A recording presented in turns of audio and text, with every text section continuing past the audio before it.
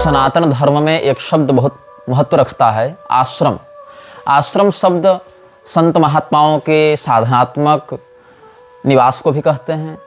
ब्रह्मचर्य, गृहस्थ, वानप्रस्थ, संन्यास इत्यादि मर्यादागत परिस्थितियों को भी आश्रम कहा जाता है। और आधुनिक परिप्रेक्ष्य में अलग अलग संप्रदायों के जो मठ हैं, जो मुख्यालय हैं या जो प्रमुख केंद्र हैं, उनको भी आश्रम की संज्ञा दी गई है।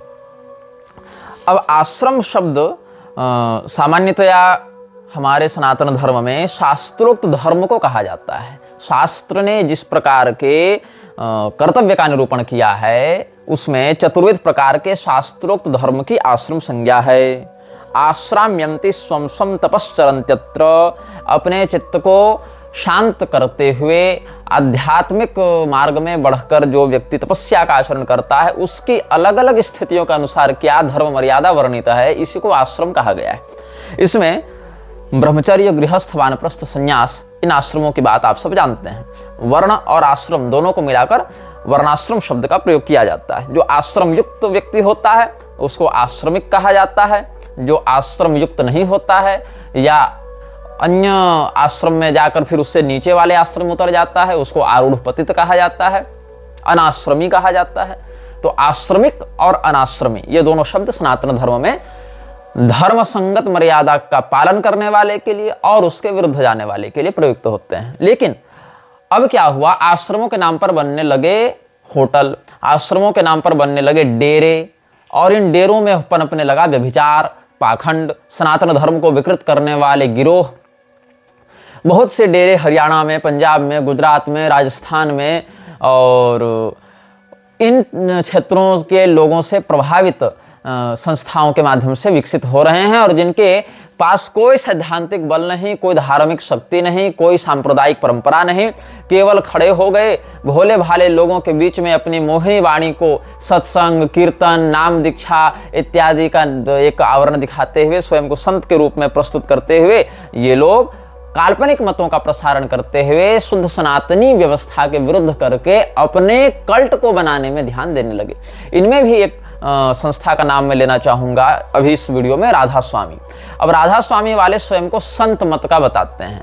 बहुत अर्वाचीन मत है, बहुत प्राचीन इतिहास नहीं है इसका। अर्वाचीन है, अर्वाचीन हो या प्राचीन हो वो तो अलग विषय हो गया। हालांकि प्राचीन में भी पाखंडियों का तो रहा ही ये दल।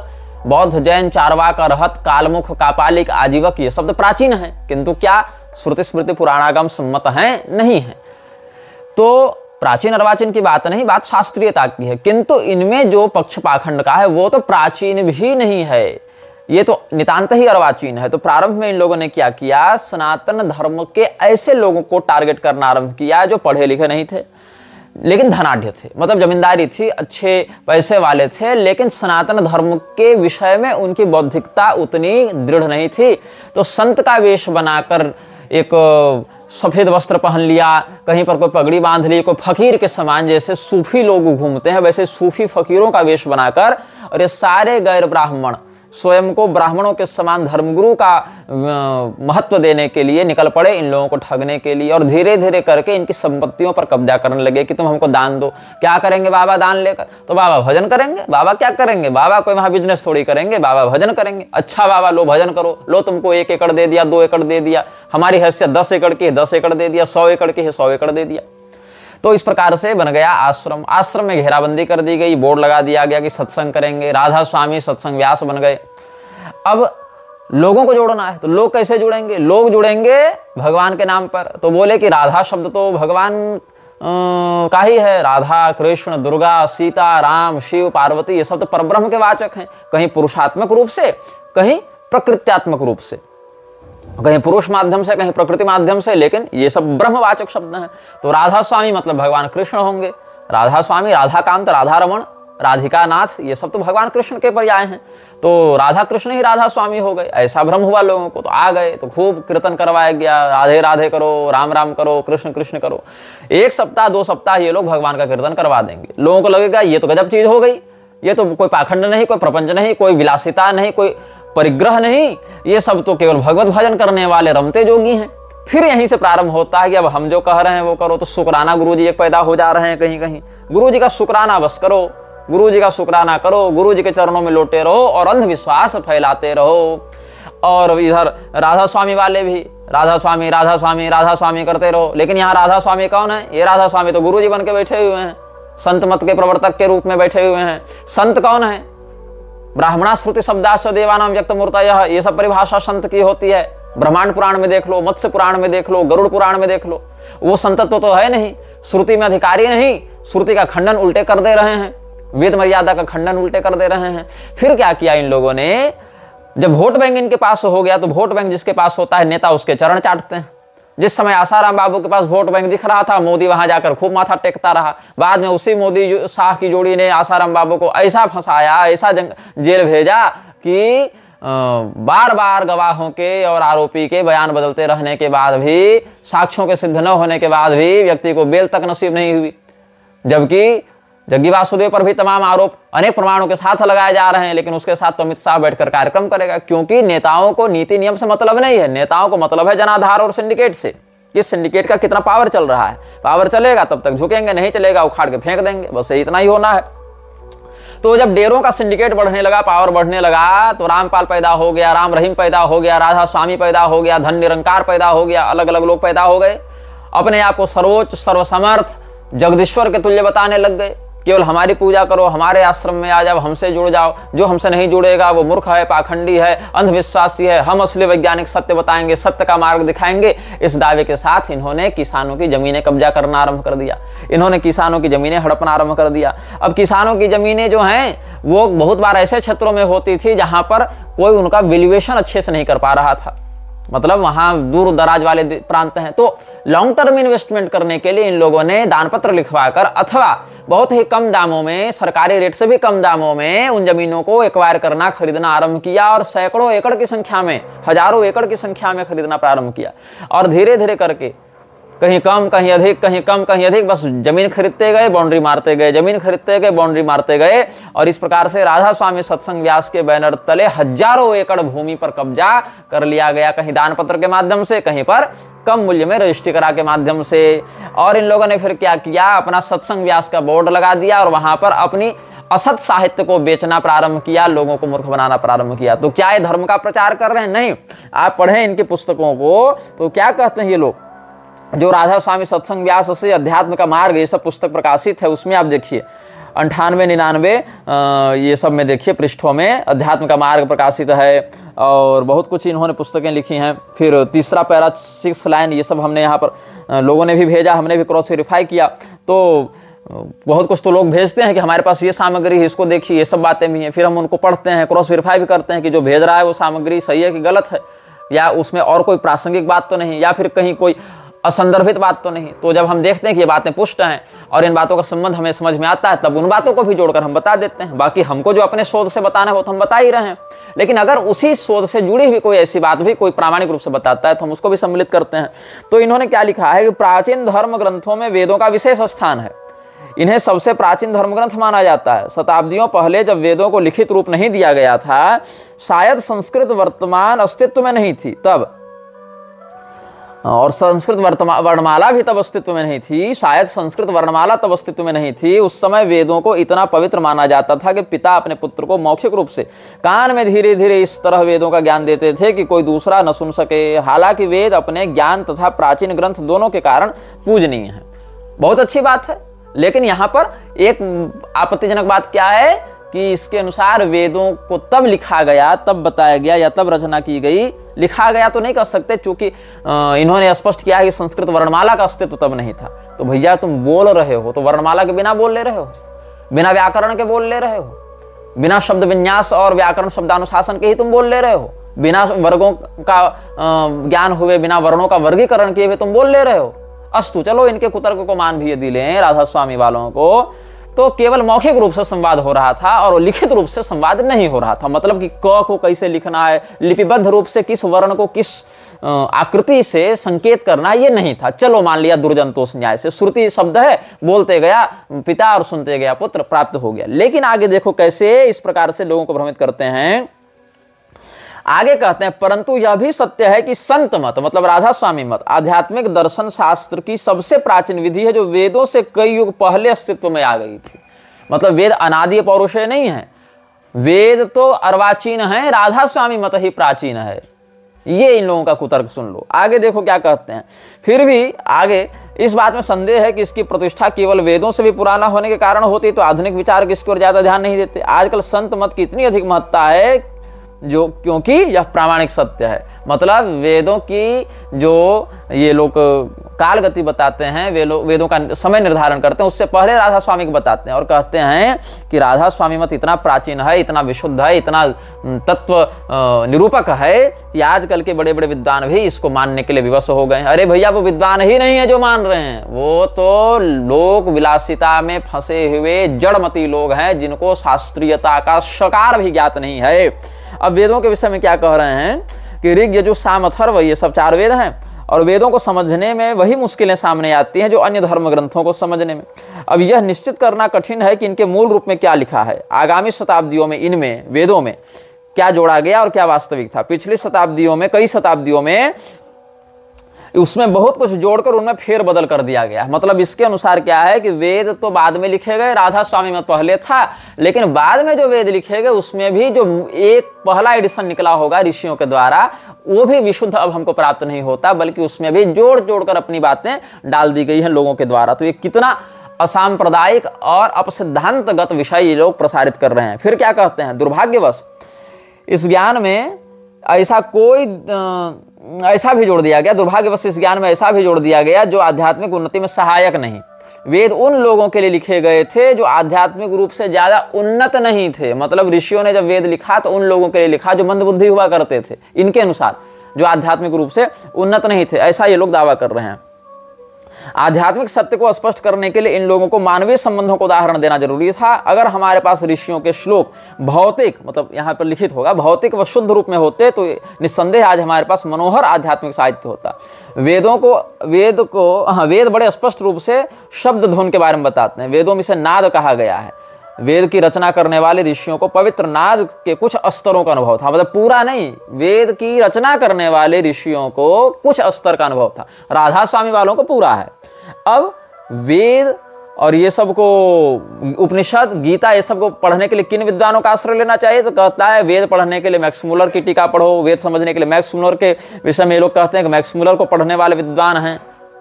मैक्स मुलर जो हैं, जो वेद पढ़ने वाले विद्वान है, वो मैक्स मुलर को पढ़ा करें। गीता पढ़ने के लिए अरविंदो को पढ़ा करो। अब मैक्स मुलर क्या था, बोर्डन प्रोफेसर था। बोर्डन प्रोफेसर क्या होता है इसके विषय में हम तब बताएंगे जब हम विवेकानंद की बात करेंगे। तो बोर्डन प्रोफेसर था, एक पोस्ट होता है बोर्डन प्रोफेसर। बोर्डन ने वो संस्कृत प्रोफेसर का पोस्ट बनाया था भारत को क्रिश्चियन बनाने के लिए। ये बाद में बताएंगे, ये सब ऑक्सफोर्ड विश्वविद्यालय सब की बातें हैं। तो मोनियर विलियम्स और मैक्स मुलर में झगड़ा चल रहा था इसी पद को लेकर। ये सब चुनाव 1860 ईस्वी में हुआ था। ये सब पर हम बाद में बताएंगे बोर्डन प्रोफेसर क्या होता था। तो मैक्स मुलर लोगों को क्रिश्चियन बनाने के लिए ऐसा कर रहा था, उसी को पढ़ने की सलाह ये लोग दे रहे हैं। अरविंदो घोष ये खुलेआम मैक्स थियन की चेलिन, जो फ्रीमेसन्स का सदस्य था, उसकी पत्नी, और मैक्स थियन की चेलिन जो कि कायरो का एक ऑकल्ट प्रैक्टिशनर था, उसका निकटवर्ती व्यक्ति रहा, जिसका बड़ा भाई खुद फ्रीमेसन्स में था।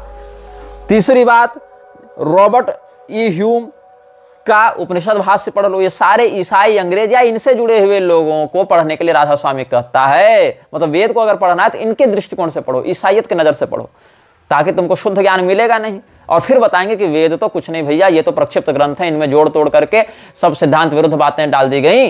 और हमारे जो ऋषि वेद लिखे थे वो भी बहुत पहुंचे हुए नहीं थे, वो नाद के कुछ स्तरों को जानते थे, और बाकी और जो कम ज्ञानी है उनके लिए वेद लिख दिया गया। लेकिन राधा स्वामी मत तो अति प्राचीन है, और राधा स्वामी मत तो बहुत विशुद्ध है और अपरिवर्तित है। मतलब इसके रूप में कोई छेड़छाड़ नहीं हुई है।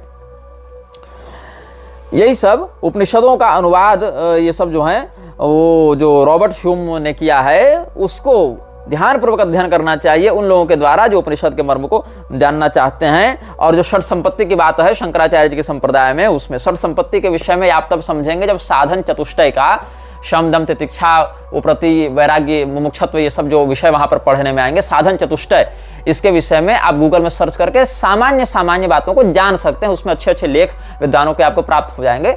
षट संपत्ति, षडूर्मी संचय और या साधन चतुष्टय, इन सब विषयों में आप जान जाएंगे। तो ये कहता है मत वाला ये लोग कि हम इस बात पर बल देते हैं कि केवल ज्ञान से मुक्ति की प्राप्ति नहीं होती। ऋते ज्ञाना न मुक्ति वाला जो विषय है या ज्ञानात् संजायते मुक्ति ही, ये सब शास्त्रीय विषय, श्रुति स्मृति पुराणागम सम्मत विषय ये लोग नहीं मानते हैं। राधा स्वामी की शरण में आने से मुक्ति हो जाएगी ना, ज्ञान से कैसे हो जाएगी इन लोगों को। और कहा हम प्रणव ओंकार से भी अधिक शब्दों को अपने पास रखते हैं, ब्रह्मलोक से भी आगे की बात रखते हैं, करते हैं। तो मुमुक्षत्व जो है वही थोड़ा काम का विषय है, बाकी तो सब बेकार है। शम दम तितिक्षा सहनशीलता सब बेकार है, केवल मोक्ष की कामना सही है, लेकिन मोक्ष भी ज्ञान से प्राप्त होता है, ये बात गलत है। ये राधा स्वामी वाले कुतर्क कर रहे हैं, और ऐसे कुतर्कों से भरे हुए इनके बहुत से साहित्य और बहुत से उपदेश आपको यूट्यूब पर भी प्राप्त हो जाएंगे। तो ये लोग भूमाफिया हैं, ये लोग कोई संप्रदाय नहीं, कोई सत्संगी नहीं, कोई संत मत नहीं, ये लोग भूमाफिया हैं जो भोले भाले लोगों को मूर्ख बनाकर, उनको वैदिक मर्यादा के विरुद्ध भड़काकर ईसाइयत और अंग्रेजियत के चश्मे से वेदों को विकृत करते हुए अपनी बकवास लोगों के मन में डालकर मृच्छराज के बल को बढ़ाने में लगे हुए हैं। ये इन लोगों का पाखंड इस प्रकार से हमने बताया। ब्रह्मा कुमारी भी ऐसी एक संस्था है जो लोगों से उनकी संपत्तियां हड़प लेती है। कैसे? उन लोगों को एक ज्योति का ध्यान करने के लिए कहती है। जैसा कि हम बता चुके हैं कि मृच्छराज भी अपने अनुयायियों को ज्योतिष स्वरूप का ही ध्यान करके अपने गुलाम के रूप में बदल देता है, अपने स्लेव के रूप में उनको कन्वर्ट कर लेता है, जिसका उनको पता भी नहीं चलता कि हम वस्तुतः किस एंटिटी के गिरफ्त में आ चुके हैं। तो जैसे ऐवास ने एलिस्टर क्रॉली को अपने वश में कर रखा था, उसको प्रोसेस कर रखा था, वैसे ही ऐसे ही मृक्षराज की पैशाचिक शक्तियों ने परम शिव की आड़ में, शिव तत्व की आड़ में लेख राज जो कृपाणी था इनका, जो ब्रह्मा बाबा के नाम से ये लोग बाद में बोलने लगे थे, उस ब्रह्मा बाबा को प्रोसेस कर रखा था वो पैशाचिक तत्व। जैसे मैंने बताया आपको, मेरे परिचय में एक अग्रवाल बंधु हैं जो छत्तीसगढ़ के रहने वाले हैं, भाजपा के क्षेत्रीय नेता भी रह चुके हैं, अभी पता नहीं है कि नहीं। उनको भी एक ऐसा ही ब्रह्म राक्षस आता था, और जब वो अपनी पूजा पाठ में लगे रहते थे तो ब्रह्म राक्षस उनसे संवाद करता था। जब आंख खोलते थे तो वो ब्रह्म राक्षस गायब हो जाता था, आंखें बंद करने पर तो दिखेगा ही नहीं, लेकिन जब आंखों को अधखुली रखा करते थे तो वो दिखता था थोड़ा थोड़ा, उसका एक आकृति का अनुभव ये करते थे, उसकी आकृति का। तो इन्होंने 10-5 दिन ऐसा अनुभव किया, सिहरन भी हो और अजीब सा भी लगे। तो इन्होंने पूछा आप कौन हैं? तो उन्होंने कहा मैं साक्षात शिव हूँ, मैं शंकर हूँ, महादेव हूँ, तुम्हारी साधना से प्रसन्न होकर, तुम्हारी भक्ति से प्रसन्न होकर आया हूँ। तो फिर पूछा इन्होंने, वो अभी जीवित हैं, स्वस्थ हैं, बहुत ज़्यादा उम्र के नहीं हैं, वो अभी युवा हैं।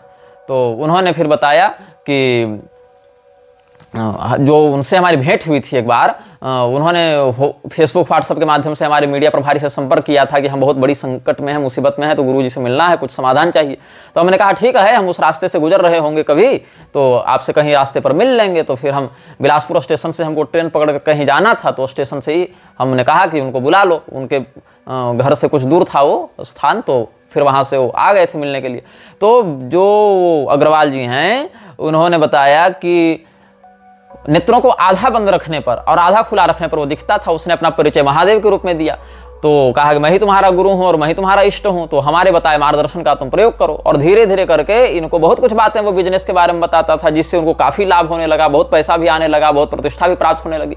लेकिन कहीं ना कहीं वो टोकन ले रहा था अपना, जो इनकी मानसिक शांति थी, शारीरिक स्वास्थ्य था, घरेलू शांति थी, सबको टोकन लेने लगा, बहुत कष्ट होने लगा। बाद में धीरे धीरे इनको समझ में आया, एक और उन्होंने किसी तांत्रिक से संपर्क किया था, 1-2 साधकों से, हमने उनको कहा कि उनसे जाकर मिल लेना। इस प्रकार से उसी समय उनके जो परिचित लोग थे उनसे फिर भगवती का एक प्रयोग हमने दिया उनको, भगवती का प्रयोग कर दिया, त्रिपुरा रहस्य का प्रयोग, और कहा कि इसको आप इस विधि से करेंगे इतने दिनों तक। प्रतिदिन वो करते थे, लेकिन जिस दिन उसका अंतिम दिन था उससे 1 दिन पहले ये भूल गए और सो गए, करना ही भूल गए। फिर इनको दोबारा वो अटैक किया। ऐसे बहुत से हुई बातें, और 1-2 साल पहले की ही बातें हैं, बहुत पुरानी बातें नहीं हैं। तो उस ब्रह्म राक्षस ने, वो ब्रह्म राक्षस था, वो कोई देवता नहीं था, लेकिन लोगों को भटकाने के लिए वो ब्रह्म राक्षस का वैसा महादेव हूँ ऐसा भ्रम करते हुए प्रोसेस करता था। वैसे ही लेखराज कृपलानी का भी हाल हो गया।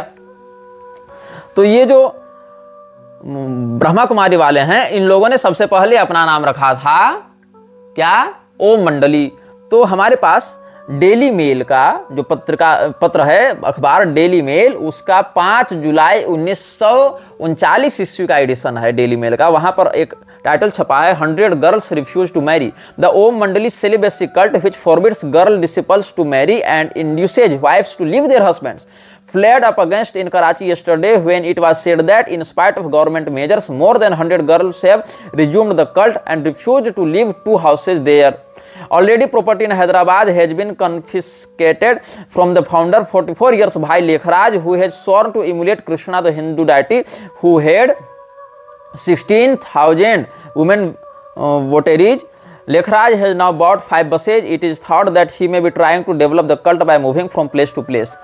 जो लेखराज क्या कर रहा था उस समय, महिलाओं को उनके घरों से तोड़ तोड़ कर बाहर ले जा रहा था। कहा कि कृष्ण भगवान 16,000 विवाह किए थे, हम भी टक्कर के आदमी हैं, हम कोई कम है क्या? और 100 लड़कियों का यहाँ समाचार छपा है जिन्होंने विवाह करने से मना कर दिया कथित ब्रह्मचर्य संगठन को ज्वाइन करने के कारण। और जो महिलाएं विवाह कर चुकी हैं वो भी अपने पति को छोड़कर भाग जावे, हमारे संगठन में आ जावे, ऐसा ये लोग कह रहे थे। और 5 बसें भी उसने खरीद रखी थी ताकि अगर किसी संकट की स्थिति में हम लोग को माइग्रेट करना पड़े तो हम लोग माइग्रेट कर सकें। डेली मिरर जो है ना, गेराल्डाइन हाउस, रॉल्स बिल्डिंग, फैटर लेन, EC4, यहाँ से हम एक डेली मिरर से बता रहे हैं, ओम मंडली को लव सेंचुरी की उपाधि दी गई थी, जो बहुत सी लड़कियों को अपने ओर आकर्षित करके उनको कथित ब्रह्मचर्य के नाम पर पता नहीं क्या करवा रहे थे ये लोग पिशाच पूजकों के द्वारा। The government of Sindh yesterday banned the well known Hindu Om Mandali CLBC institution after receiving the report of a special tribunal appointed to investigate the institutions activities. एक स्पेशल ट्रिब्यून बैठाया गया था इन लोगों की जांच करने के लिए, तो ओम मंडली को बैन किया गया था। यही ओम मंडली को रिब्रांड करके ब्रह्मा कुमारी के नाम से इन लोगों ने लॉन्च किया। ओम मंडली was founded 3 years ago in Hyderabad by Dada Lekhraj, a wealthy merchant, to propagate the virtue of celibacy and give expression to the growing revolt against the Hindu idol of marriage, whereby the wife is merely the husband's chattel. The society had about 400 members, including many beautiful young girls. Wives discontented with their husbands fled to the Om Mandali headquarters to such an extent that last August, irate husbands left stand picketed the building for several days. Police then took action and began to investigate alleged orgies going on inside. The movement had enjoyed great popularity in Hyderabad, said the Associated Press. बहुत से सुंदर और जवान लड़कियों को अपने ओर आकर्षित करके ब्रह्मचर्य के नाम पर ये लोग अपने ग्रुप में सम्मिलित करवाते थे और ऑर्गी प्रैक्टिसेज में लगे रहते थे। इन सब विषयों को आप गूगल में सर्च करके जान सकते हैं।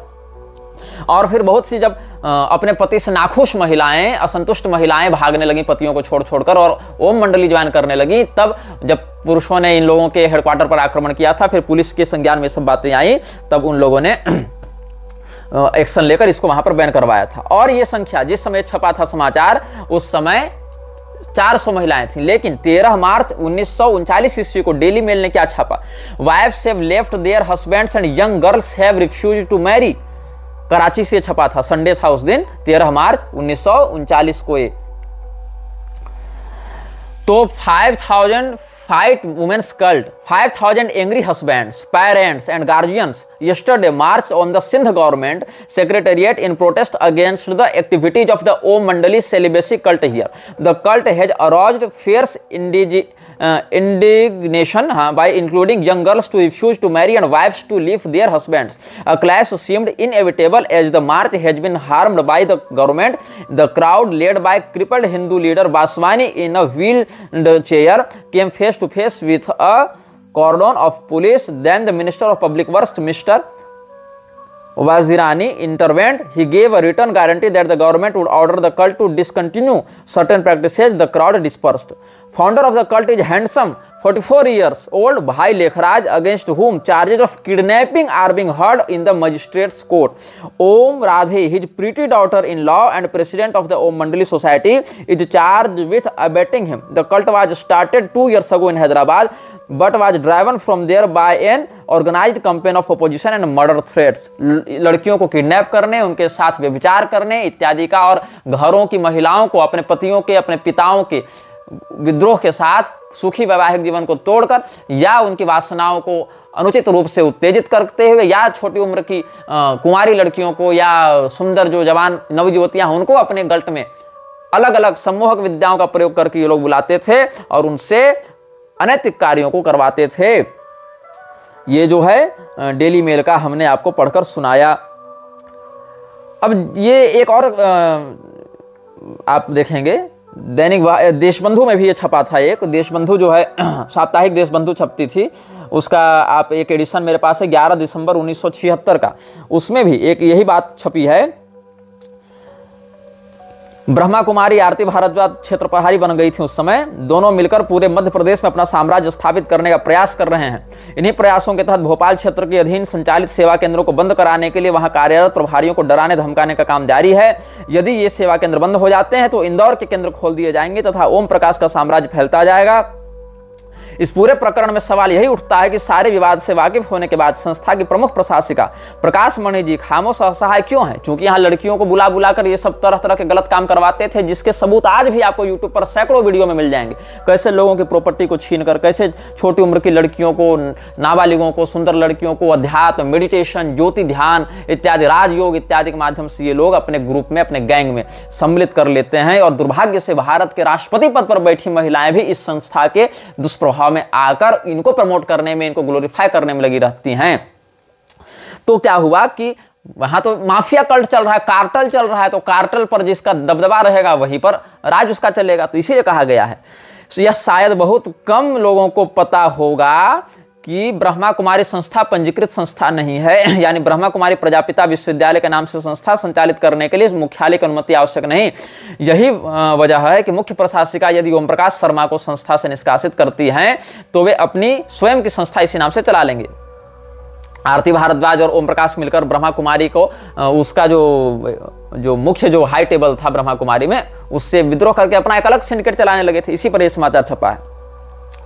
इस विवाद में मुख्य प्रशासिका का धर्म संकट यही है कि चंद ब्रह्मा कुमारियों का पक्ष लेकर वे ओम प्रकाश शर्मा के अधीन बसे साम्राज्य को अपने हाथ से जाने नहीं देना चाहती, भले ही ब्रह्मा कुमारियों को शिकायत कितनी भी सही हो। वर्तमान में स्थिति यह है कि ब्रह्मा कुमारी संस्था पर जिसका जोर चलेगा वही काबिज रहेगा, जिससे यह सब गंवारा नहीं, वे अपनी राह बदल सकते हैं। कुल मिलाकर प्रजापिता लिखते हैं ऐसे, ब्रह्मा कुमारी विश्वविद्यालय में ईश्वरीय साधना या उपासना नहीं बल्कि धन संपत्ति व साम्राज्य विस्तार का संघर्ष चल रहा है, जिसे बचाए रखने की व्यवस्था ने संस्था की मुख्य प्रशासिका जो प्रकाश मणि थी उस तक को खामोश कर दिया है।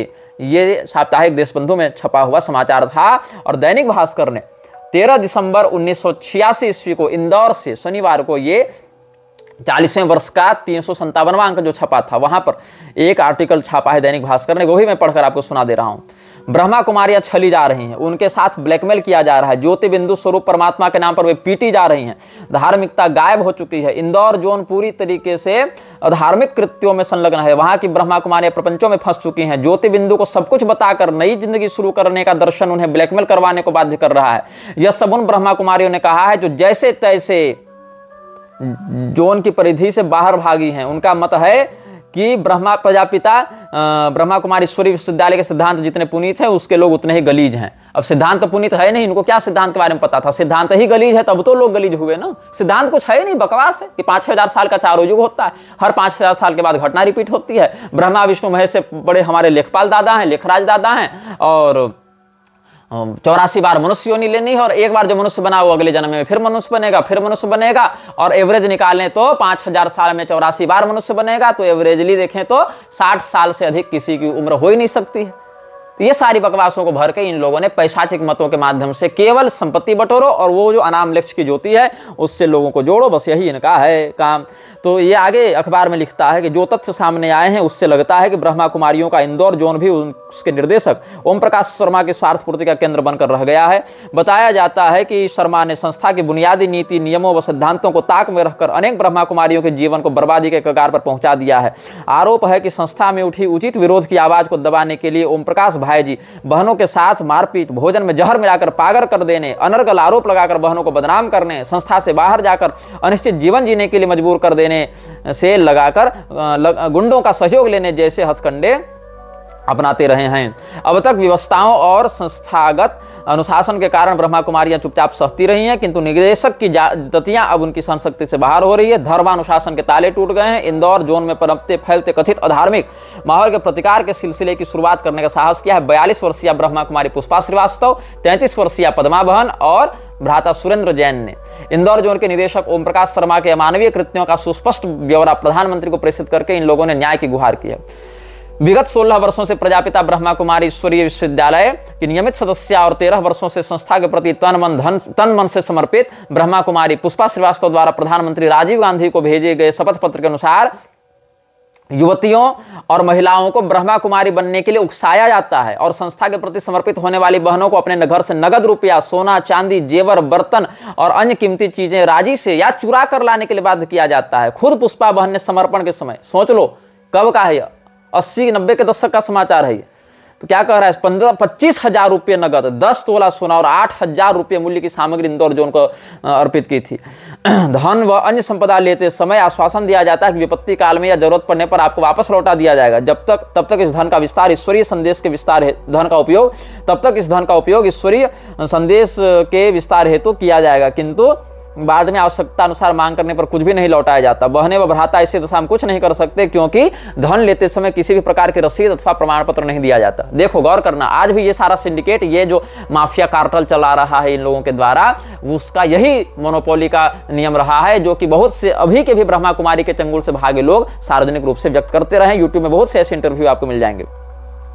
शपथ पत्र में आरोप है कि संस्था को समर्पित ब्रह्मा कुमारियों को इंदौर जोन के निदेशक इस निर्देश के साथ अपने अधीनस्थ सेवा केंद्रों पर तैनात करते हैं कि वहां आध्यात्मिक उद्देश्य से आने वाले ईश्वरीय सदस्यों से ईश्वरीय सेवा के नाम पर अधिकाधिक चंदा वसूल कर इंदौर भेजे। संस्था मुख्यालय के निर्देश नहीं होने के बावजूद जोन इंचार्ज ने प्रत्येक ब्रह्मा कुमारी को निश्चित अवधि में निश्चित धनराशि अनिवार्य रूप से इंदौर कार्यालय भेजने के निर्देश दे रखे हैं, जिसका पालन न करने पर अथवा कम राशि भेजने पर ब्रह्मा कुमारी को प्रताड़ित किया जाता है, उसे अक्षम व बागी करार दिया जाता है तथा बार बार विभिन्न केंद्रों पर भटकाकर मानसिक यातनाएं दी जाती हैं। शपथ पत्र में कहा गया है कि इंदौर जोन के अधीनस्थ 30 सेवा केंद्रों से ब्रह्मा कुमारियों के द्वारा एकत्रित कर टैक्स जो वसूल रहे थे, इंदौर जोन को भेजे गए बगैर हिसाब के धन में भी 30 सेवा केंद्रों से ब्रह्मा कुमारी द्वारा एकत्रित कर इंदौर जोन को भेजे गए बगैर हिसाब के धन में भी जोन निदेशक ओम प्रकाश और प्रशासिका आरती बहन 60 गांठ कर भारी गोलमाल करते हैं। संस्था का नियम है कि प्रत्येक सेवा केंद्र से प्राप्त धन का हिसाब एक निश्चित प्रारूप के फॉर्म व रजिस्टर में दर्ज करके मुख्यालय माउंट आबू भेजा जाना चाहिए, किंतु ऐसा होता नहीं। निदेशक ओम प्रकाश मुख्यालय को धोखा देने के लिए अपने जोन के प्रत्येक सेवा केंद्र पर दोहरा हिसाब रखवाते हैं और चंदे के रूप में प्राप्त मोटी रकम डकार जाते हैं। यह भी आरोप है कि ओम प्रकाश ने ब्रह्मा कुमारियों द्वारा सेवा केंद्रों से एकत्रित चंदा राशि के दम पर न्यू पलासिया इंदौर में लाखों की लागत से ओम शांति भवन के नाम पर जोन मुख्यालय का निर्माण करवाया। इस भवन में इंदौर नगर निगम की अनुमति लिए बिना गैरकानूनी रूप से एक विशाल तलघर, एक बेसमेंट भी बनाया गया है। पता नहीं उस तहखाने में क्या चल रहा था। इस गुप्त तहखाने में ओम प्रकाश व उनकी सहयोगी आरती बहन द्वारा अनेक बार संदिग्ध व्यक्तियों के साथ आयोजित गुप्त बैठकों का चश्मदीद गवाह होने का दावा शपथ पत्र में किया जाता है। किन पैशाचिक संस्थाओं के साथ उस तहखाने में ये लोग क्या रिचुअल्स कर रहे थे, क्या सैटनिक डेमोनिक समनिंग्स कर रहे थे, ये तुम सोच सकते हो कि लोगों से चंदा वसूल करके, जबरदस्ती मनी लॉन्ड्रिंग करके, माफिया के समान पैसा हफ्ता वसूल करके एक भवन बनाया जाता है और भवन में एक बेसमेंट बनाया जाता है जहां संदिग्ध लोग आकर संदिग्ध गतिविधियां करते हैं। यह राजीव गांधी को भेजे शपथ पत्र में लिखा गया है। यह भी कहा जाता है कि अपने जोन को साम्राज्य मानकर उसके विस्तार की अति महत्वाकांक्षा में इंदौर जोन निदेशक ने अपने पड़ोसी जोन भोपाल व जयपुर के अनेक सेवा केंद्रों को बंद करवाकर अपने जोन के सेवा केंद्रों की स्थापना हेतु कई हथकंडे अपनाए, जिसमें दूसरे जोन की ब्रह्मा कुमारियों को भगाने के लिए, उन्हें डराने धमकाने, केंद्रों को खाली करवाने के लिए, आवास स्वामी को भयभीत करने, सेवा केंद्रों का ताला तोड़कर कब्जा कर लेने, गुंडों का सहयोग लेने तथा सामान फेंकवाने जैसे कृत्य भी शरीक हैं। भोपाल जोन के निदेशक महेंद्र भाई व जयपुर जोन के अनेक बहनों ने समय समय पर ओम प्रकाश की गलत हरकतों के विरुद्ध शिकायतें की हैं। विरोध का दमन आगे कैसे, शपथ पत्र में वर्णित तथ्यों के अनुसार ओम प्रकाश की गलत हरकतों व अनुचित व्यवस्थाओं के विरुद्ध अनेक बार विरोध पनपा है, परंतु पंजाब से आए ओम प्रकाश जी साम दाम दंड भेद की नीति अपनाकर उसे कुचलते रहे हैं। इसकी आगे का आपको हम बता ही चुके हैं कि कैसे ओम प्रकाश और आरती भारद्वाज के मिली भगत से मारपीट करके सबको वहां पर प्रताड़ित करके युवतियों के साथ अत्याचार किया जाता रहा है। इसे ही दैनिक भास्कर इंदौर का आगे देखिए क्या वर्णन है कि उनके अधीन कार्य करने वाली 60 से अधिक ब्रह्मा कुमारियों में अधिकांश को उन्होंने ही समर्पित करवाया है, अतः वह संस्था के बजाय व्यक्तिगत रूप से उनके प्रति समर्पित हैं। ओम प्रकाश जी अपने विरोधियों के सफाई हेतु बखूबी उनका उपयोग करते हैं। ब्रह्मा कुमारियों ने विरोधी व्यक्ति के खिलाफ झूठे आरोप पत्र भिजवाने, चारित्रिक लांछन लगाने तथा संस्था मुख्यालय पर प्रधान दादी प्रकाशमणि के समक्ष अपने पक्ष में समर्थकों का प्रदर्शन करवाने जैसे काम किए जाते हैं। इतने पर भी उद्देश्य पूरा न हो तो खिलाफ बोलने वाले व्यक्ति के विरुद्ध ब्रह्मा कुमारियों से पुलिस में झूठी रिपोर्ट दर्ज करवाने, गुंडों से पिटवाने व अपने उच्च संबंधों का फायदा उठाकर विभिन्न अड़चनों में उलझा देने जैसे कृत्य जोन निदेशक के लिए मामूली बात हैं। अन्याय के बावजूद खामोशी से उसे सहने और जोन निदेशक का समर्थन करने की एक प्रमुख वजह निदेशक ओम प्रकाश द्वारा ब्रह्मा कुमारियों व भ्राताओं को किया जाने वाला ब्लैकमेल है। संस्था की व्यवस्था के अनुसार प्रत्येक समर्पिता ब्रह्मा कुमारी का साप्ताहिक व भ्राता को पाक्षिक चार्ट भेजा जाता है।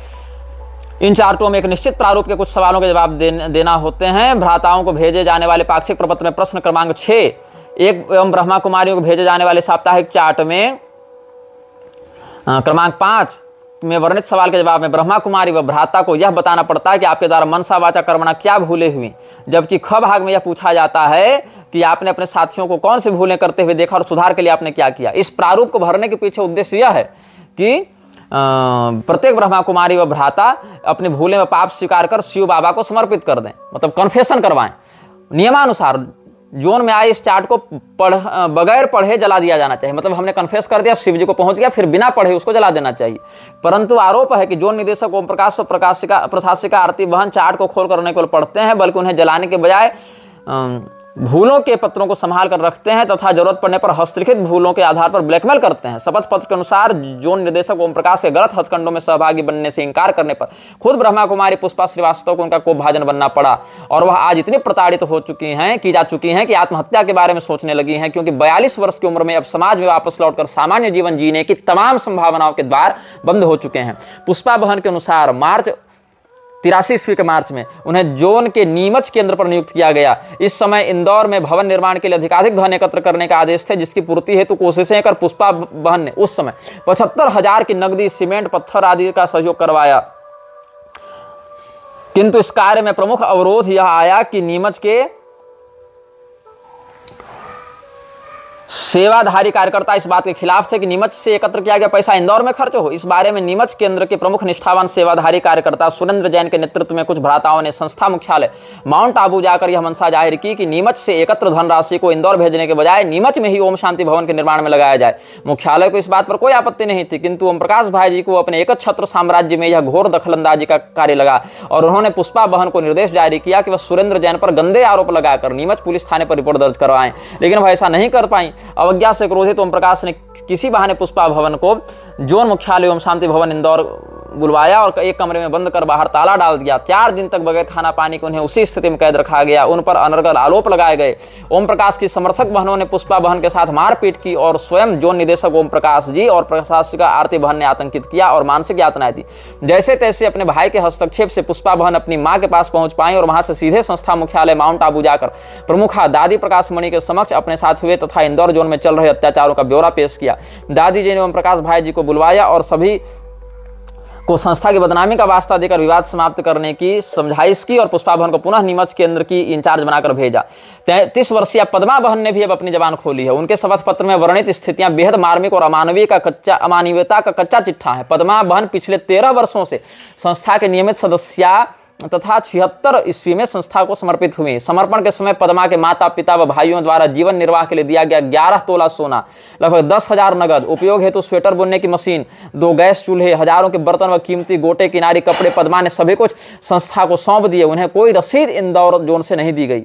पद्मा बहन द्वारा प्रधानमंत्री को भेजे गए शपथ पत्र में वर्णित तथ्यों के अनुसार समर्पण के बाद और से तक उनके मन में ओम जी के प्रति श्रद्धा रही, किंतु धीरे धीरे उनकी असलियत उजागर हुई। अनेक बहनें इनकी शोषणवादी प्रवृत्ति व धन संग्रहण हेतु भारी दबाव से घबराकर घर लौटने लगी। इसी समय एक प्रकरण और सामने आया। शपथ पत्र में कहा गया कि ओम जी द्वारा वरिष्ठ ब्रह्मा कुमारी प्रकाश निवासी गुड़गांव को, यहाँ पर लाइन बदल गई है, मैंने गलत पढ़ दिया। शपथ पत्र में कहा गया कि ओम जी द्वारा वरिष्ठ ब्रह्मा कुमारी प्रकाश निवासी गुड़गांव को भोजन में धीमा जहर खिलाया गया, जिसके परिणाम स्वरूप ब्रह्मा कुमारी मरी तो नहीं, किंतु वह पागल हो गई और 3 माह तक ग्वालियर पागल खाने में उसका उपचार हुआ। बाद में ओम जी ने प्रकाश को भगा दिया और अपने विश्वास पात्र ब्रह्मा कुमारी आरती भारद्वाज को मुख्यालय से स्वीकृति लेकर जोन इंचार्ज बनवा दिया, ताकि मनमानी करने में आसानी हो। ब्रह्मा कुमारी पुष्पा श्रीवास्तव के शपथ पत्र में उल्लेख कई आरोपों की पुष्टि पद्मा बहन के शपथ पत्र से होती है। पद्मा बहन के अनुसार पुष्पा को कई दिनों तक ओम शांति भवन इंदौर में ताले में मतलब बंद करके भूखा प्यासा कैद रखा गया। इसके बाद 2 अक्टूबर 1985 को ओम जी ने ब्रह्मा बहन को एक पद्मा बहन को एक पुड़िया देकर उसे आटे में मिलाने और उसकी रोटी बनाकर पुष्पा को खिलाने के निर्देश दिए। जहर की आशंका के कारण पद्मा ने यह काम करने साफ मना कर दिया। इसके बाद मार्च 86 में पद्मा को पुनः ओम जी ने नीमच जाने तथा वहां के सेवा केंद्र पर कार्यरत पुष्पा बहन को मारने और त्रास देने को कहा, किंतु पद्मा ने फिर मना कर दिया। 2 बार आदेशों की अवहेलना के कारण ओम जी क्रुद्ध हो गए। पद्मा पर भी जुल्मों का सिलसिला शुरू हो गया और कई सेवा केंद्रों में इधर उधर भगाया गया, बदनामी के प्रयास किए गए, संस्था से निष्कासन की धमकी दी गई। तनाव के कारण पद्मा गंभीर रूप से बीमार हो गई, वैवाहिक जीवन जीने के योग्य न रहे और ऐसी व्यवस्था में संस्था में ही जुड़ी रहे। यह वाकया मई 84 का बताया गया है। अब पद्मा बहन के शपथ पत्र से यह तथ्य भी उजागर होता है कि मौका पड़ने पर ओम जी हर संपर्क का उपयोग अपने फायदे के लिए करते हैं। प्रलोभन व प्रताड़ना की नीति जब सुरेंद्र जैन को दबा नहीं पाई, तब ओम जी ने अलग रणनीति बनाई। इसके लिए मध्य प्रदेश के मुख्यमंत्री मोतीलाल वोरा के भाई गोविंद लाल वोरा का उपयोग किया।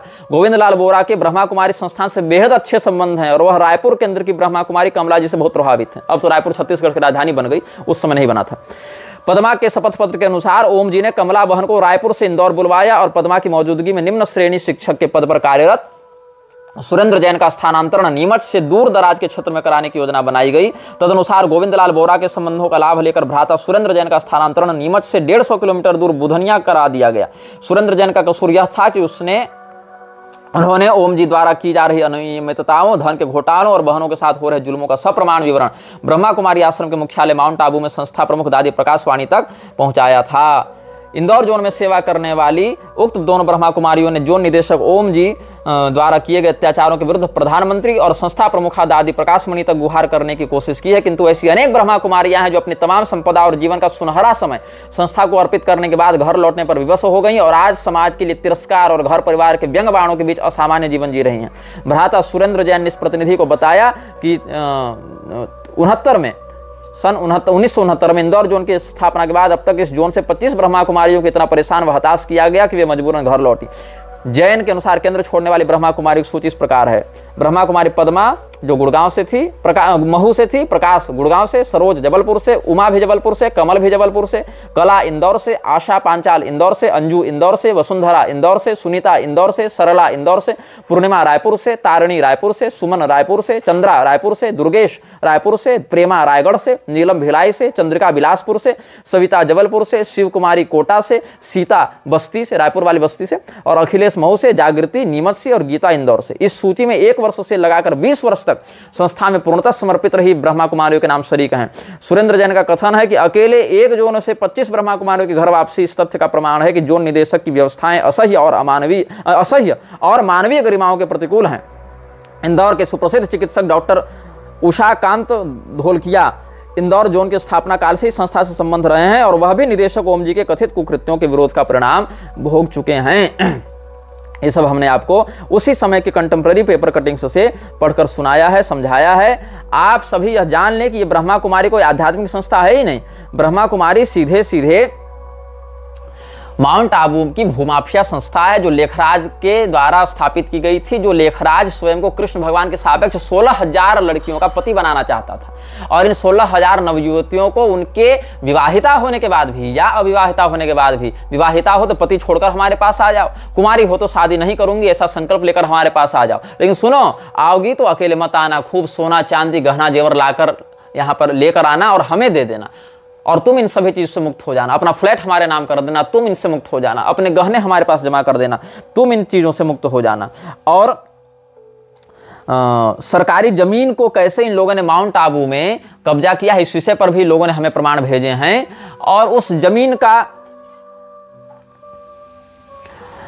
जो प्रभाव है पॉश कॉलोनीज में या जंगल की ज़मीनें, पहाड़ की ज़मीनें, वन विभाग की ज़मीनें, सरकारी ज़मीनें, प्राकृतिक ज़मीनें, इनको ये सारी संस्थाएं कब्जा करके रखती हैं। लेकिन चूंकि नेताओं से इनका खूब बढ़िया उठना बैठना है, साठ गांठ है, नेता लोग वोट बैंक के लालची हैं और इनके पास जनाधार होता है, ऊपर से महिलाएं हैं, कौन भिड़ने जावे, 10 तरह के आरोप लगा देती हैं महिलाएं।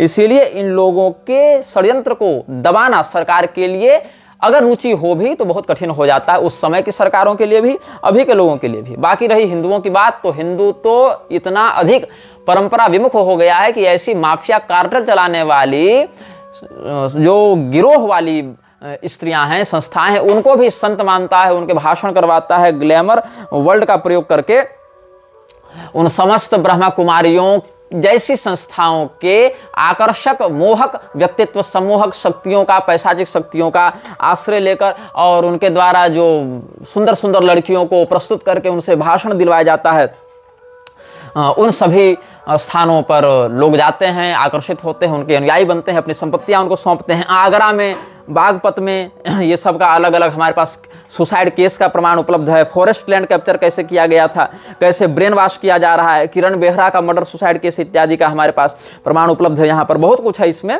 और जो न्यूज कटिंग्स हैं, केस जो इन पर कितने सारे चल रहे हैं, भूमाफियाओं के, जो ग्वालियर केस है, भोपाल का केस है, कैसे हिंदू महिलाओं को ये लोग अपने संस्था से जोड़कर ब्रह्मा कुमारी संस्था को 14 से 20 साल की लड़कियों को अपनी ओर आकर्षित करने में बड़ी रुचि रहती है। क्या करते हैं ये लोग, ट्रेंड सुंदरियों को, युवतियों को, 14 से 20 साल तक की सुंदर कन्याओं को बहका कर फांस कर ले उड़ते हैं, दूर देशस्थ अपने अड्डों में भेज देते हैं। धनिक युवकों को उन लड़कियों के माध्यम से फंसवा कर उनसे धन ऐंठ लेते हैं। साधारण लोग और अधिक आयु की प्रौढ़ा स्त्रियों को ये कम पसंद करते हैं, लेकिन जहां सुंदर लड़कियां हैं उनको जल्दी लाओ और उनसे उन धनी लड़कों को अपने पास फंसवाओ जिनके पास अच्छा पैसा है। और श्रृंगारस, उत्तेजक गानों के रिकॉर्ड इन सत्संगों में बजाए जाते हैं। लेखराज को परमात्मा बताकर उसी का ध्यान करने कहा जाता है। चित्रों में ब्रह्मा, विष्णु, महादेव के जो त्रिदेव हैं उनमें ब्रह्मा का स्थान पर लेखराज का चित्र बताया जाता है और उसकी पत्नी को आदि देवी सरस्वती कहकर उसका चित्र बना दिया जाता है। मैजिक लालटेन से सिनेमा दिखाते हैं और बड़े बड़े नेता, मंत्री, राज्यपाल, राष्ट्रपति के फोटो अपने साथ दिखाकर कहते हैं कि बड़े बड़े लोग हमारे प्रभाव में हैं। इसीलिए इन समस्त लोगों को मूर्ख बनाने के हथकंडों को अपनाकर ये लोग केवल एक कार्टल चला रहे हैं। ऐसे ही आबू रोड में ब्रह्मा कुमारी आश्रम में सेवादार की मौत के बाद पोस्टमार्टम पर भी संदेह गहराया। इस प्रकार से बहुत से पेपर कटिंग हमारे पास प्राप्त हो रहे हैं, लोगों के द्वारा भेजे गए। जितने भी ये सब ओम मंडली वाले गिरोह के लोग थे और कन्या समर्पण समाज ये लोग चला रहे हैं। पंचम सिंह नाम का जो दस्यु सम्राट नहीं था पहले, जो पहले खूब ब्रह्मा कुमारी का प्रचार करवाया, वो उसका भी आरोप रखा बाद में कि ब्रह्मा कुमारी संस्था के लोग धर्म और अध्यात्म के नाम पर मनोवैज्ञानिक तरीके से लोगों को अपने जाल में फंसाकर उनके जीवन का उपयोग करते हैं और मनगढ़ंत ज्ञान सुनाकर दान के नाम पर संपत्ति लूटकर खुद के लिए महलों जैसे आश्रम बनाकर ऐशो आराम के साधन जुटाते हैं।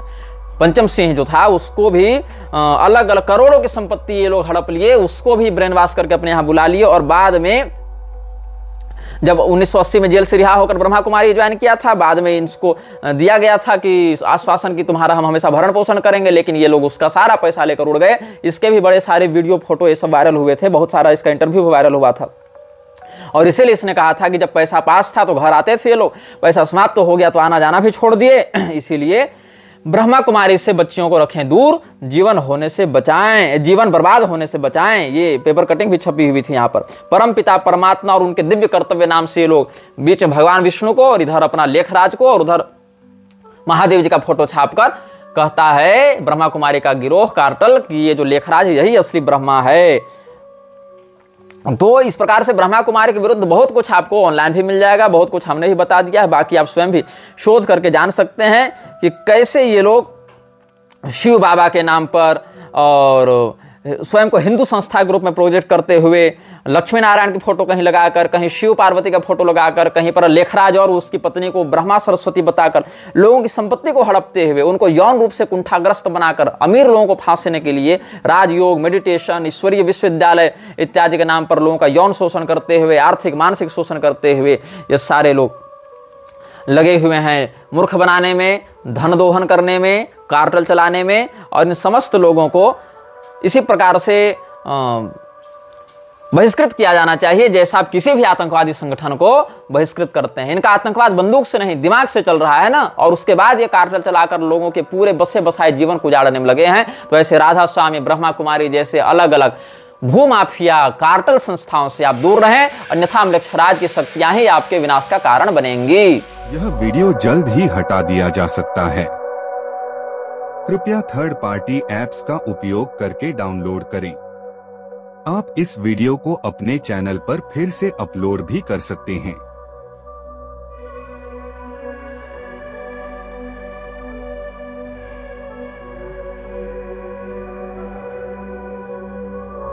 This video may get deleted soon.